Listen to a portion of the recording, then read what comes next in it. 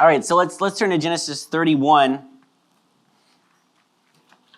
And just to kind of recap, catch everybody up, we are, so last week, Jacob's flocks increased. He made a deal with Laban. He would take the spotted and the speckled, and Laban would take the white lambs or the dark goats, which is the norm.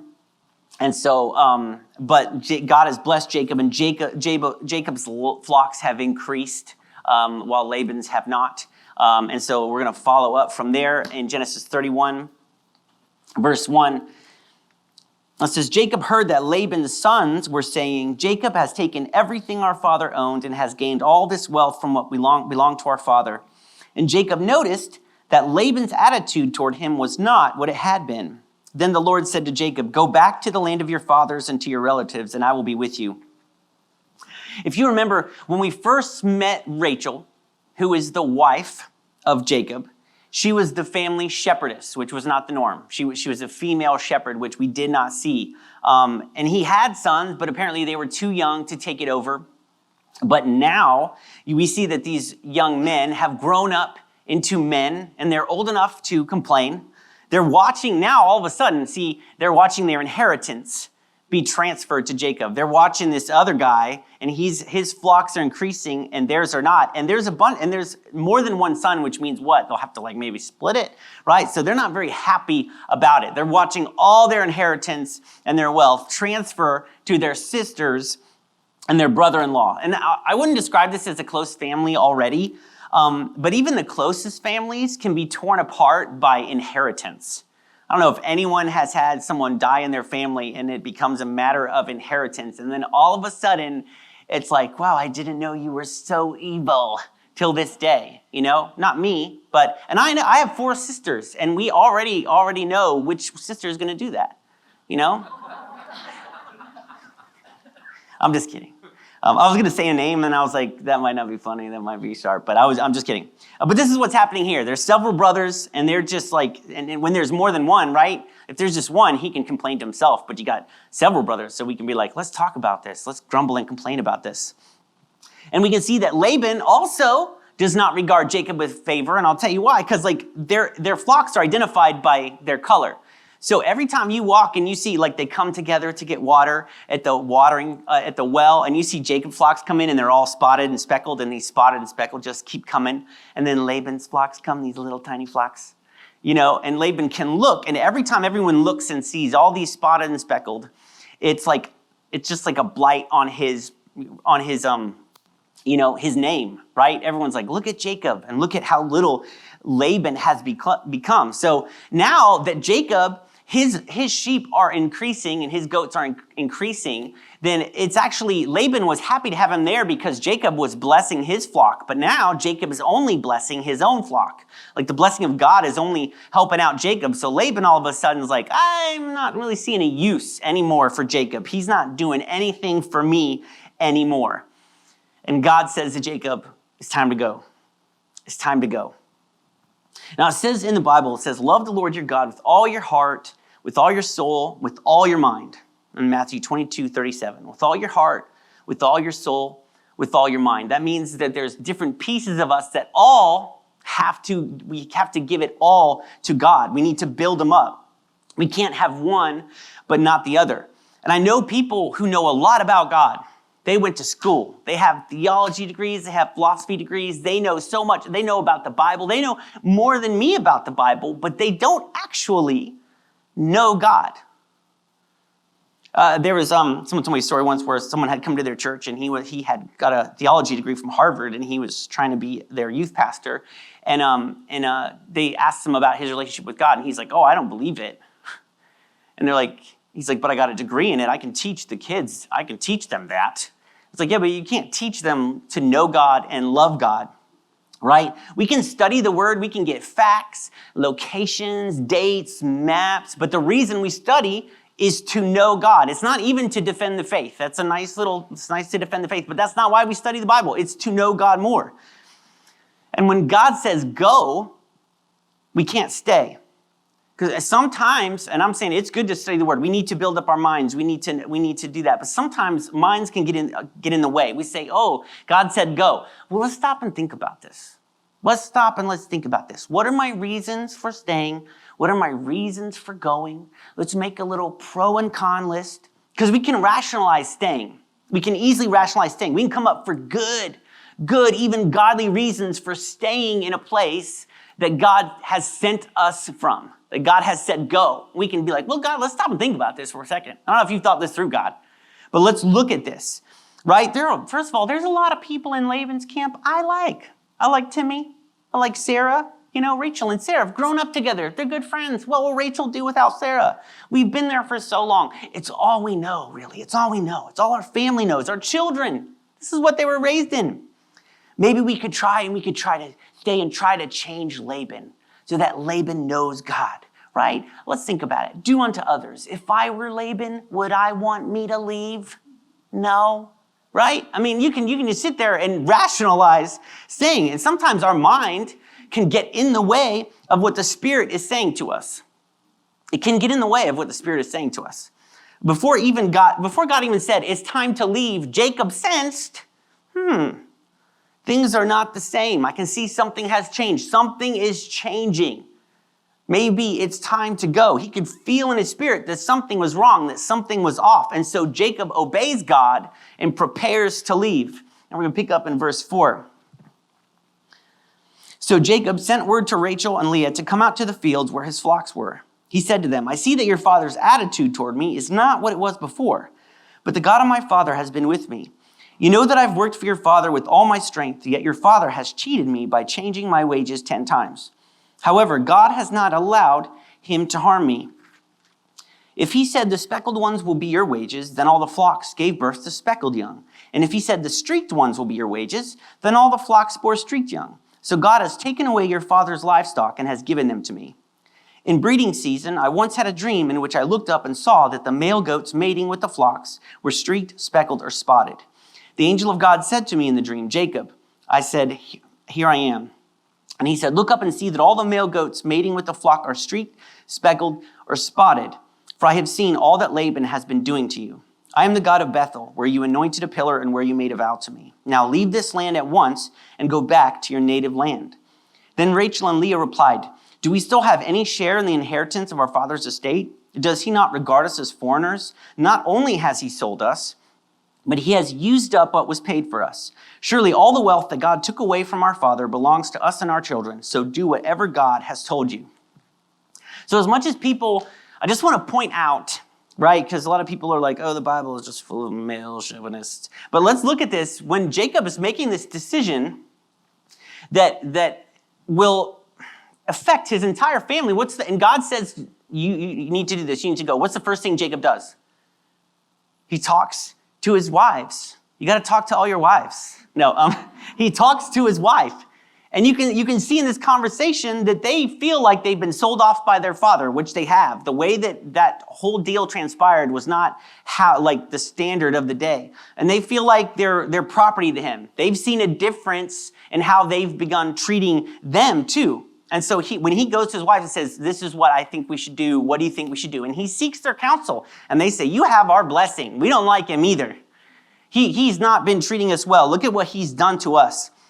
And as God continues to bless Jacob, I'm sure Laban, because Laban's all about himself. He's all about the money. I'm sure that he's treating his daughters bad, because I'm sure he sees his daughters as like, well, they've gone over to the other side. They're on his side now. They're not on my side, right? And so even though he put them there, he put them on that side, right?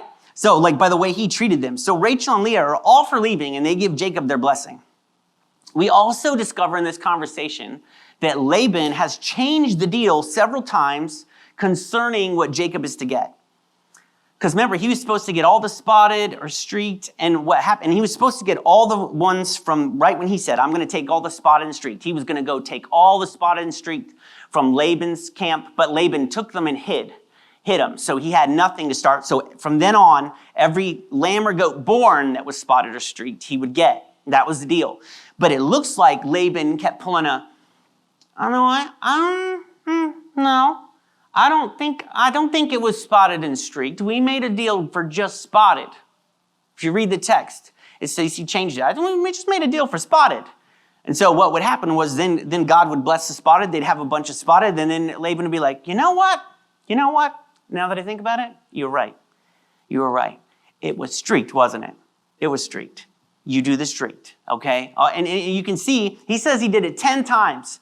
So you see Laban just going back and forth, trying to just doing whatever he wants. And it's not like Jacob has any bargaining power, right? He's surrounded by enemies. He's in a foreign land. Everyone around is Jacob's family, from his clan, from his tribe. What's Jacob's going to say? No, that wasn't the deal. And if you lie, I'm going to take it by force, right? Jacob's just in this situation. He's like, okay, whatever. And God blessed him anyway. God blessed him in the very thing that Laban was trying to curse him in, right? Whatever Laban would say, oh no, I think it was this. God would bless that. And Jacob was still blessed. And that had to make Laban so mad, because not only was Jacob having increase, but it continually made Laban look like a fool. Continually made him look like a fool. And you can bet his sons were whispering in his ear, and like, Dad, everybody's talking, Dad. Everybody's saying you're an idiot. Everyone's saying you're an idiot. Dad, I don't want to say it, but you look like an idiot, And you know who's doing this? This Jacob guy. If we just kill him, we could take all his flock. They didn't actually say that. I'm ad-libbing, but that's what I would say in the day. So with Jacob and Rachel and Leah in agreement, they're like, okay, it's time to go. They all agree. Things have changed. And so we're going to pick up in verse 17. It says, then Jacob put his children and his wives on camels, and he drove all his livestock ahead of him, along with all the goods he had accumulated in Paddan Aram, to go to his father Isaac in the land of Canaan. When Laban had gone to shear his sheep, Rachel stole her father's household gods. Moreover, Jacob deceived Laban, the Aramean, by not telling him he was running away. So he fled with all he had, crossed the Euphrates River, and headed for the hill country of Gilead. On the third day, Laban was told that Jacob had fled. Taking his relatives with him, he pursued Jacob for 7 days and caught up with him in the hill country of Gilead. Then God came to Laban, the Aramean, in a dream at night and said to him, be careful not to say anything to Jacob, either good or bad. Jacob had pitched his tent in the hill country of Gilead when Laban overtook him, and Laban and his relatives camped there too. Then Laban said to Jacob, what have you done? You deceived me, and you've carried off my daughters like captives in war. Why did you run off secretly and deceive me? Why didn't you tell me, so I could send you away with joy and singing, to the music of timbrels and harps? You didn't even let me kiss my grandchildren and my daughters goodbye. You've done a foolish thing. I have the power to harm you. But last night, the God of your father said to me, be careful not to say anything to Jacob, either good or bad. Now you have gone off because you long to return to your father's household. But why did you steal my gods? Jacob answered Laban, I was afraid because I thought you would take your daughters away from me by force. But if you find anyone who has your gods, that person shall not live.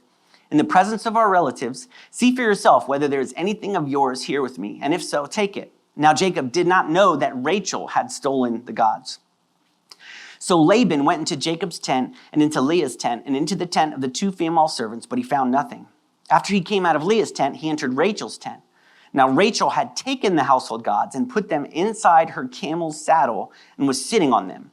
Laban searched through everything in the tent, but found nothing. Rachel said to her father, don't be angry, my lord, that I cannot stand up in your presence. I'm having my period. So he searched, but could not find the household gods. It seems a little funny. I think I would have some kind of realization about the God I served if I was like, hey, you stole my gods. I can't find my gods anywhere. I've been trying to talk to them. The little statues I made by my bed. And you took them. You took my gods. I'd be like, this seems a little foolish. It might seem a little foolish. Why am I praying to these things? It's like a teddy bear by my bed. So Jacob leaves. He leaves without telling Laban. And remember, Laban keeps his flocks 3 days away from Jacob's. And that's why it takes 3 days for the message to reach Laban that Jacob had left. And Laban pursues Jacob for 7 days. This tells us there's quite a bit of fear in Jacob's camp. They are a group of men, women, and children and livestock. They are a big, large group with women and children. And with livestock, they're a slow-moving group. They're a slow-moving group. It's going to take them a while to get anywhere. And Laban's group is just men on fast animals hunting them down, right? They're hunting them down. So the fact that it took 7 days to catch them tells us two things. Tells us one thing, Jacob's camp was in like a forced march. They were walking as long and as hard as they could every day to get as far away as they could. It shouldn't have taken 7 days for Laban to catch them unless they were moving as fast as they possibly could, which tells us a lot about Laban's character. His children and his grandchildren are like, we need to go. We cannot stop. If he catches us, do you know what will happen if he catches us? This tells us that Jacob's camp was moving with quite a bit of fear. And it also tells us a lot more about Laban, that his children and his grandchildren are hustling in a forced march so that he does not catch up. And Laban really, really wants to catch up, that he would chase them for 7 days, that he would hunt them down for 7 days. He is bound and determined to catch them. And we know that he has evil designs. We know that he has evil designs on them because God has to come to him in a dream and says, do not do anything. The only time God has to come and say, hey, don't do anything is when you're thinking of things. I hadn't even thought of that. I wasn't going to do that. I was going to send them off on the party with timbrels and harps. God, right? But God says, don't say anything good or bad, right? He says, don't threaten him, but also he doesn't want Laban to try to change Jacob's mind because that's how Laban works. Laban doesn't come like hard and be like, I'm going to do this. I'm going to threaten you. He knows Laban is not someone who threatens to get his way. He's a person that like bathes his curses in honey.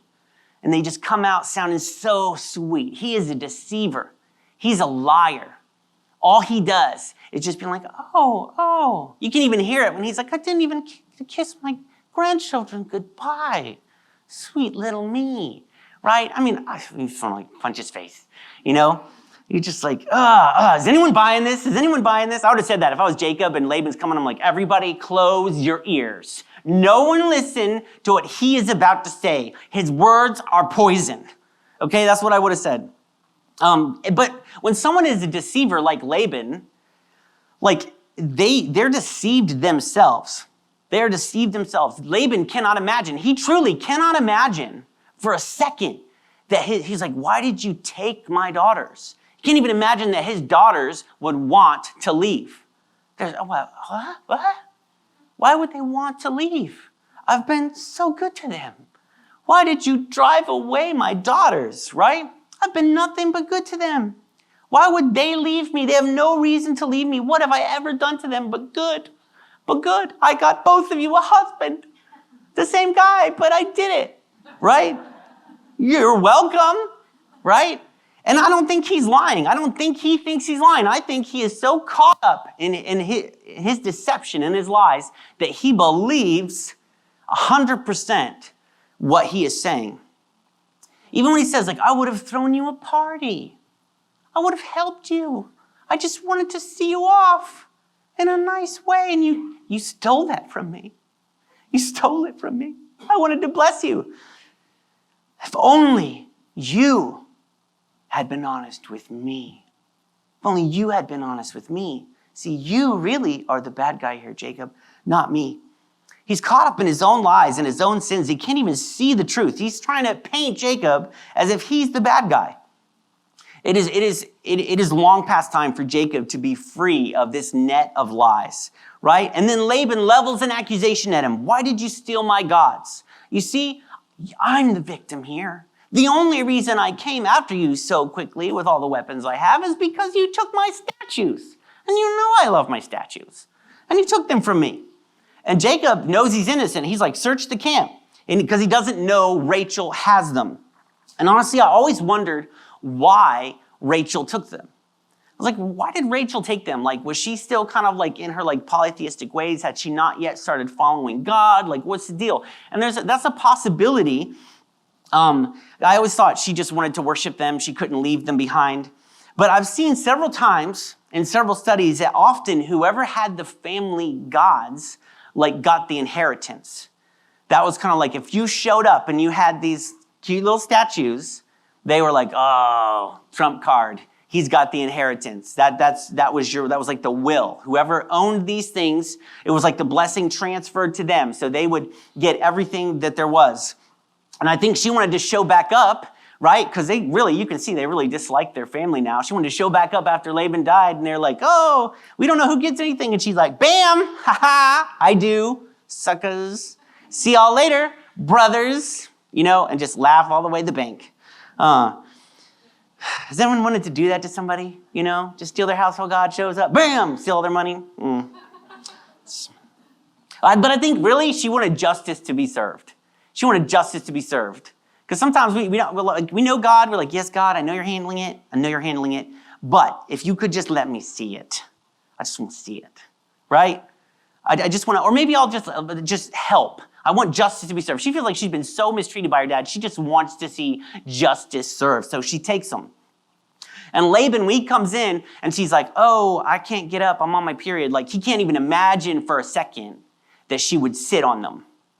Like, because to them, they're gods. Like, the fact that she's even sitting on them at all is so disrespectful. Like, and he can't even imagine that she would have changed so much that these little statues mean nothing to her and she would sit on them in the time of her period. That's why she's just like, this is blasphemous heresy. There's no way my daughter, my sweet, beautiful daughter, who has worshiped these statues her whole life, would sit on them in the time of her period. And so I think this kind of absolves her a little bit of our opinion that maybe she stole them to worship them. I think she wanted justice. I think she wasn't treating them with any respect in any way. And so Jacob is cleared of any wrongdoing. They can't find the statue, so Jacob is cleared. And so he rises up with a little righteous indignation now that he's cleared in verse 36. And he said, Jacob was angry and took Laban to task. And you can see him this seems a little like theatrical. I can see him, I would be theatrical with it. He's like, what is my crime? How have I wronged you that you hunt me down? Now that you've searched through all my goods, what have you found that belongs to your household? Put it here in front of your relatives and mine, and let them judge between the two of us. I've been with your family for 20 years now. Your sheep and goats have not miscarried, nor have I eaten rams from your flocks. I did not bring you animals torn by wild beasts. I bore the loss myself. And you demanded payment from me for whatever was stolen by day or night. This was my situation. The heat consumed me in the daytime, and the cold at night. And sleep fled from my eyes. It was like this for 20 years I was in your household. I worked for you 14 years for your 2 daughters, 6 years for your flocks, and you changed my wages 10 times. If the God of my father, the God of Abraham, and the fear of Isaac had not been with me, you would surely have sent me away empty-handed. But God has seen my hardship and the toil of my hands, and last night he rebuked you. Laban answered Jacob, the women are my daughters, the children are my children, and the flocks are my flocks. All you see is mine. Yet what can I do today about these daughters of mine or about the children they have borne? Come now, let's make a covenant, you and I, and let it serve as a witness between us.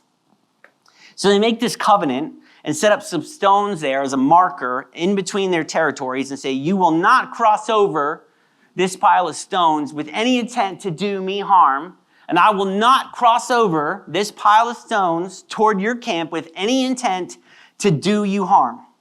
And they both go their separate ways. And Laban just goes back home. And honestly, even though he wasn't blessed, he still had increase. He still had increase. His flocks have been well taken care of. Jacob still, he said he bore the brunt of the costs when something was stolen or something was killed in the night. And honestly, I find myself, I'm kind of like Rachel, I'm just like, Jacob, attack. Like Jacob, just like let him know God's on your side. Don't we want something like I want people to know God is on my side when he smites them in front of me. Not dead, but just like a little comeuppance, right? I mean, we all feel that way, right? He's the epitome of the person we want to die and burn in hell, right? We don't. But people do. Some Christians, they want that. Right? And this is who they would picture. Someone like this. Someone who has taken advantage of them. Someone who nothing they do is good. Right? And you're just like, God, this is the person. Lord, oh my goodness. You know what you should do? You should make an example. And I have the idea. This person is a perfect example. There's no good in them, Lord. I guarantee you, There's no good in them. They will never change. So it's really a win-win for everybody because he stops hurting people and then we don't have to deal with them. Win-win, right? Who has prayed this prayer at night? I'm just kidding. I hope that you didn't. I'm just teasing. But yeah, this guy, Laban, this disgusting character, God appears to him in a dream and warns him. God appears to him and warns him. And why does God warn people? God warns people so that they don't continue in what they're doing, so that then he takes action against them. And it's like, God, did he deserve a warning? 20 years. And not only that, but this is like God. Like, how many of you be like, you might be as a Christian, be like, man, God hasn't appeared to me in a dream and told me something. Why did Yahweh appear to this man who worships false gods and oppresses people and steals from people? Why does God speak to him and warn him to turn from what he's about to do? Why not just strike him dead? Same thing, right?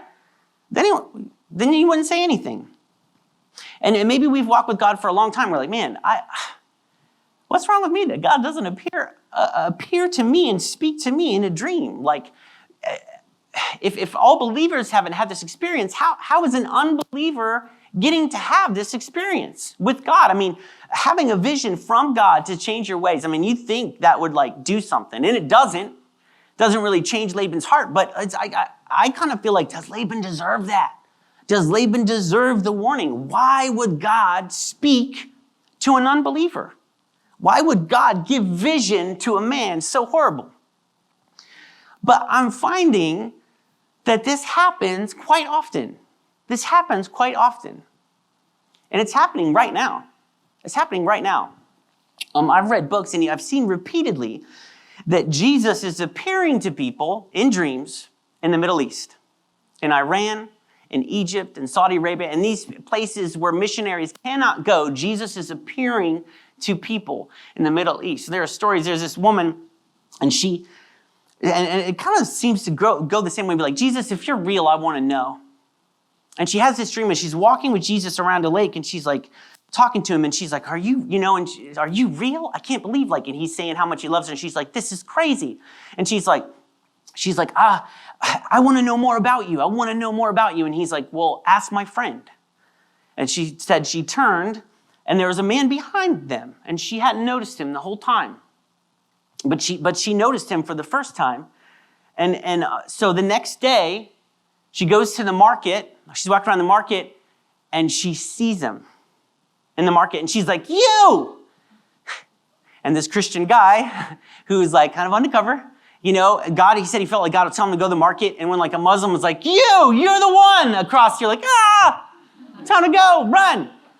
But he said because he felt God had led him there and because he had the same dream, he turned around and she was like, you're his friend. And he's like, you're his friend. And they go off and talk, and she asks a million questions about Jesus. I mean, and it's happening. It's not just happening with people it's happening with imams, which are like preachers. Like there were like 12 people who were going to university to like study Islam. This is like the most prestigious place to go. And separately, they had all had visions of Jesus. And they actually end up kidnapping a Christian in the night. And, the Christian's like, okay, Jesus, if this is my time. And then when they get him where they're going, they take his hood off and they're like, okay, you're that Christian, right? And that's like, that's the time you got to be like, yes, I am. And they're like, good, because we want to know about this Jesus. Tell us about this Jesus. And I think sometimes it's easy for us, we like the story of the Muslim woman at the marketplace because when we picture a Muslim woman, they're at Disney and they've got all that garb on and they just look so hot and we're like, good for them. They look hot. I feel sorry for that little lady, But what about the Muslims that kill Christians? What about the ones that bomb civilians trying to get out of Afghanistan? Who kill U.S. soldiers who are no more than children? How do we feel about those? What if Jesus appeared to them? because that's what we're talking about. We're not talking about the cute little lady. We're talking about the worst of the worst. We're talking about terrorists. We're talking about people who kill and kill awfully and are proud of it. What about them? What about them? Do they deserve to see Jesus? Do they deserve to be warned for them to change their ways? Do they deserve it? And we might be like, it's a little bit harder. It's a little bit harder. We might be like, well, my God's a God of justice. And we might see things a little bit differently. And this is where it can get hard, right? Did they deserve the same mercy and grace? Did they deserve a warning from God? Did Laban deserve a warning from God to change his ways? And when I think of warnings, I think of Nineveh and the story of Jonah, where Jonah was sent to give a warning to Nineveh. He says, Jonah, go warn Nineveh that if they don't change their ways, I'm going to destroy them. And Jonah's like, I kind of hate them. I don't want to go warn Nineveh. Sometimes we think that he's scared to do it, because that's what we would think, like, go to a godless city and preach the gospel. That's terrifying. But that's not what's happening.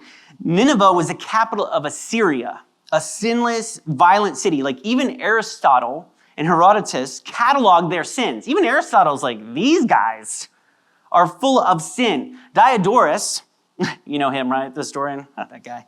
He says that Sardanapalus, who was a king, he exceeded all previous rulers in sloth and luxury, and he was a king in Assyria. He spent his whole life in self-indulgence.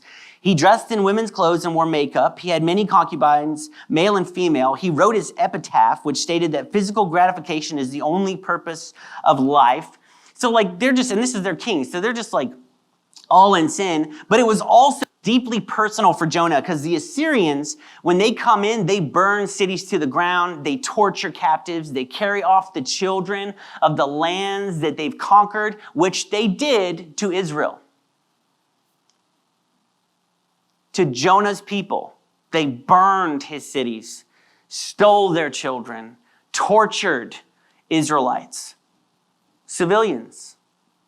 And Jonah is like, no. They do not deserve a warning.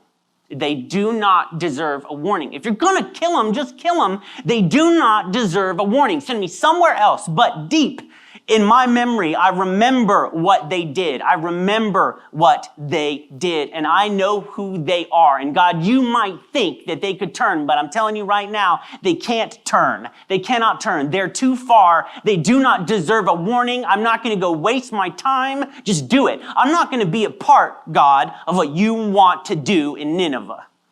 I don't want to be a part of it.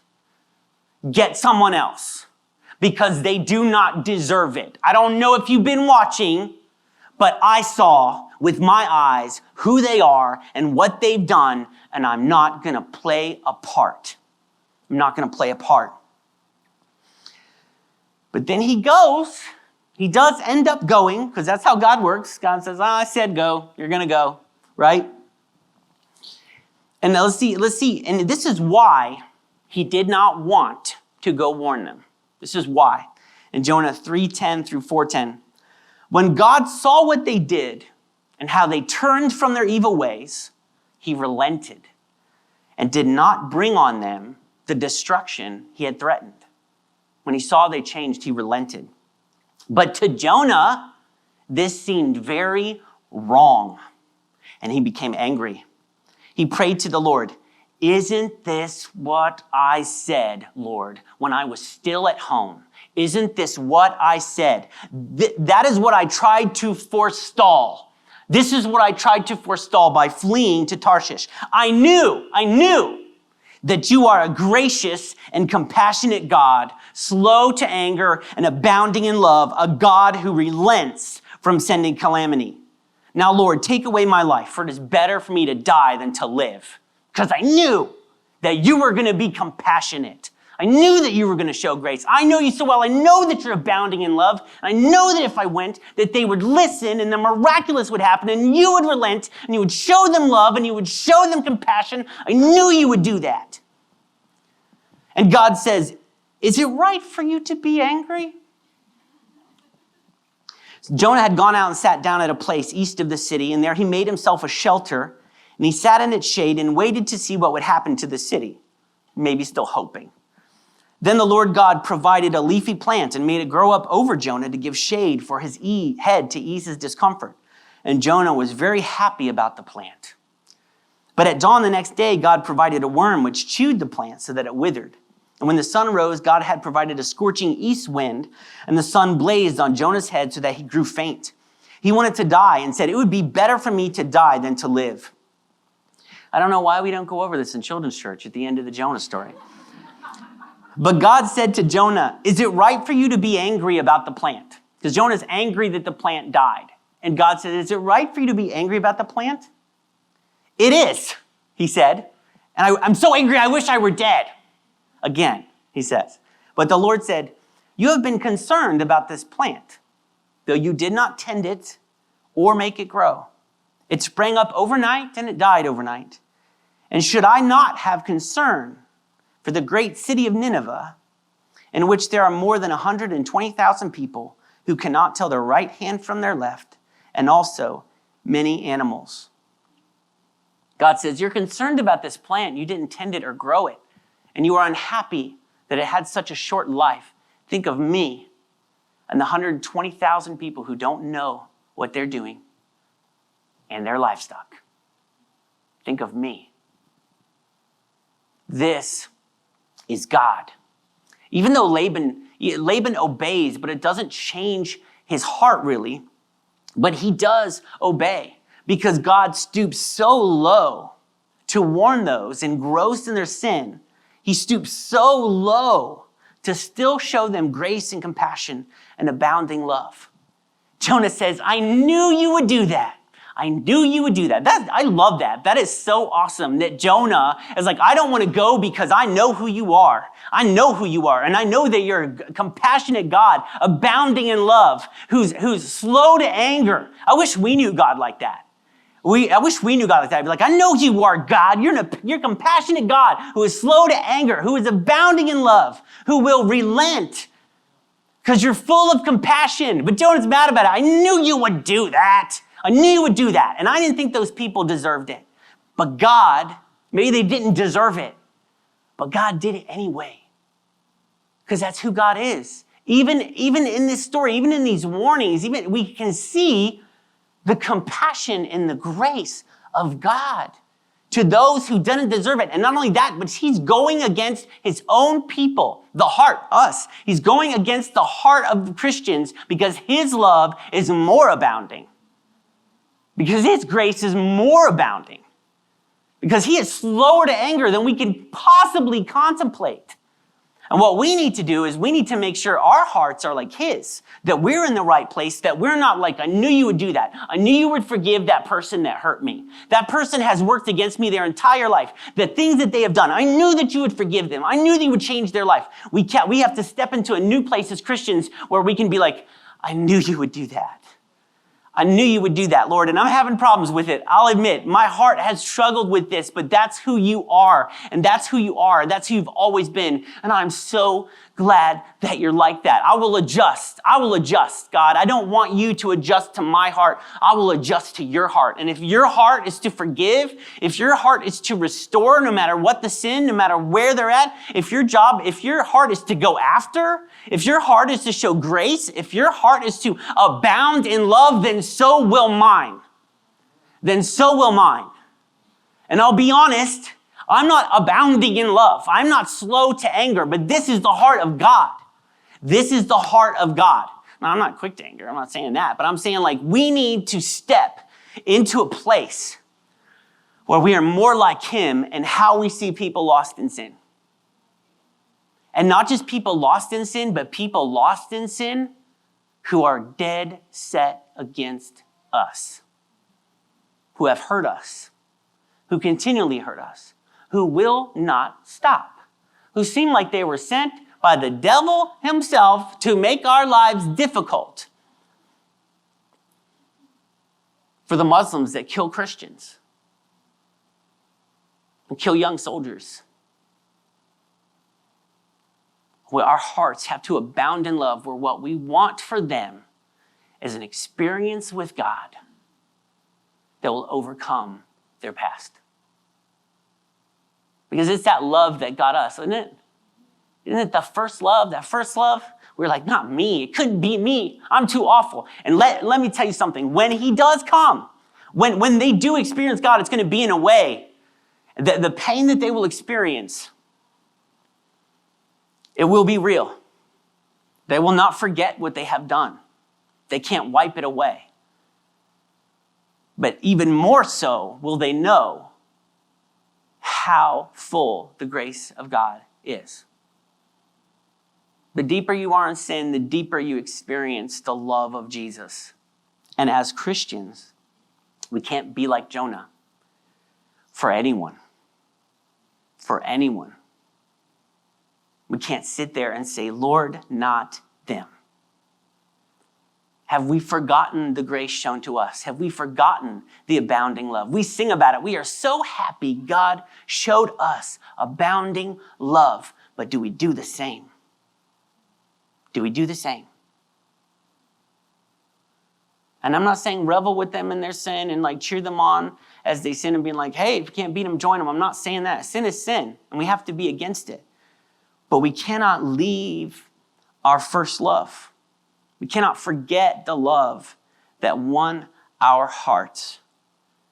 And if nothing else, I want everyone to know, leave this place. I want the words of Jonah to be on our lips. My God is abounding in love. And he is gracious, and he is compassionate, and he is slow to anger. And I will be also.